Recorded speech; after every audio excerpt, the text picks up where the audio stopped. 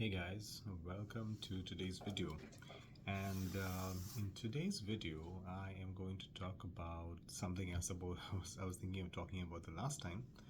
That was, I think the last time we talked about the CrowdStrike, the experience for some of the people that I know that went through this CrowdStrike outage. So recently, I was just talking to one of the security vendors, Rapid7. You may know, you may have worked with them, and we had this. Of course, the only thing that from in the last 1 month, the only thing that most of the vendors would talk about is the CrowdStrike outage. So I asked him a question, like I just happened to casually mention, well, probably this would happen with any kind of a product, any kind of a security product that needs real-time or near real-time updates.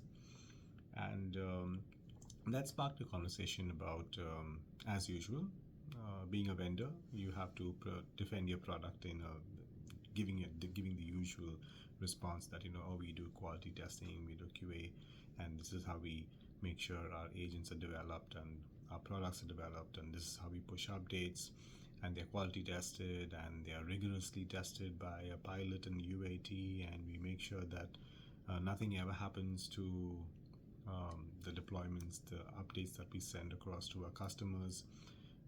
We service a number of customers, and never ever has any of our product updates or even the security patches, etc. None of them have ever failed because we do rigorous testing, blah blah blah.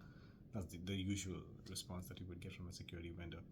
But there's something that interesting that this vendor also mentioned, is that even though we do all this, if it ever comes to a point that we face a similar situation like CrowdStrike, where the computer was in a loop, because then my first question was, because they mentioned CrowdStrike and it'll never happen to us, and the first question was, how would your agent know that the computer is in a loop, because it doesn't even boot, like the computer doesn't even come to the operating system level?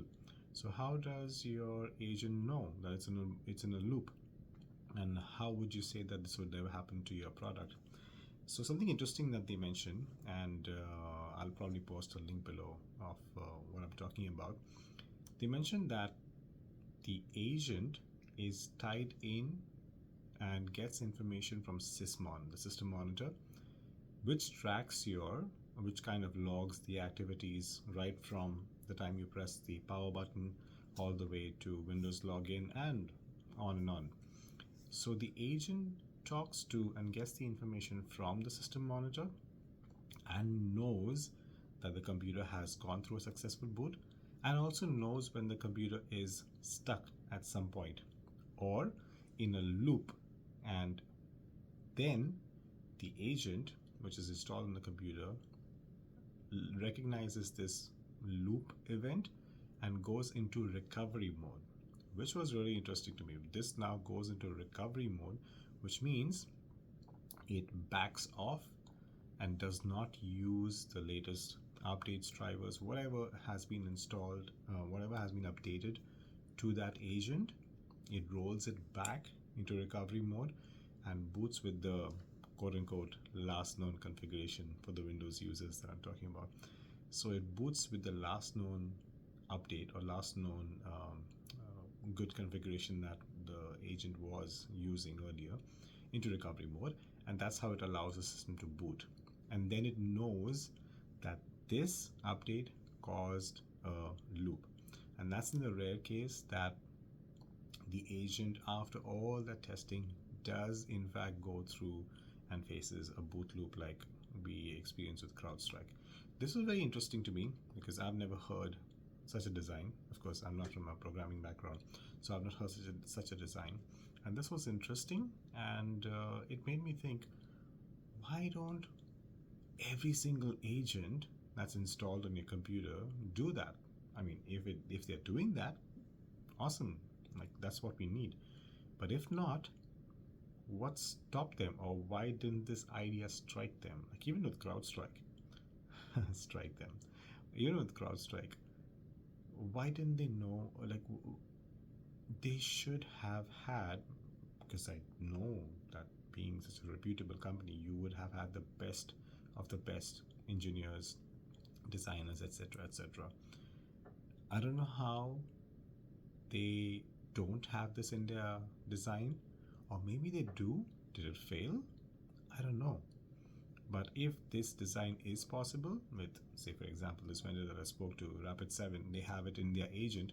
If that design is possible, why aren't more vendors using that in their agent? And because this, for example, this link that I will post, it's a public document, and it doesn't show you the technical details, but it just talks about how it, not rather how, but what kind of information it gets from Sysmon, without giving you all the details.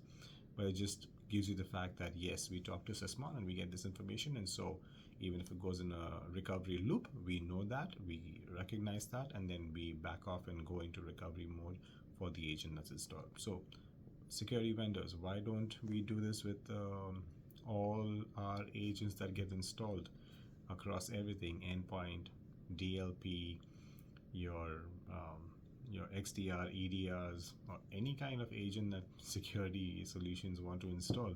Why don't we do this across all of them? Um, this is a proactive measure. We should, if even if this thing happened, a global outage, let's learn from it. Not just with CrowdStrike. Let all security vendors learn from that event, and never, never, ever to have that happen with anyone else. And if this design is what it takes for that to go down to close to zero, like, why not? Let's do that. But let me know your thoughts. Let me know what you think about this design, and if you have any technical details and insight, because I do not have so much details. But as a CISO, this was interesting, and this should be interesting to CISOs. Knowing and understanding the architecture will help them to choose their products carefully and ask the right questions as well. So let me know your thoughts, your experiences, and I will see you in the next one. Take care, stay safe.